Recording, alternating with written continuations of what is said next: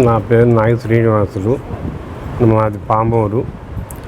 గుండె నొప్పిగా ఉండి పామూరులో కోటపాటి కార్తీక్ డాక్టర్ కాడికి పోతే కొద్దిగా హార్ట్ ప్రాబ్లంగా ఉంది. ఒంగోలు చైతన్య హాస్పిటల్కి వెళ్ళండి.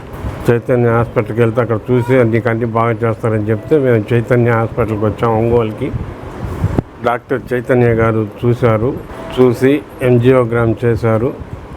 చేసి లోపల చిన్న హోల్ ఏదో ఉంది, దానికి స్టెంత్ వేయాలన్నాడు. స్టెంత్ వేసాడు. అన్నీ బాగా చేశాడు.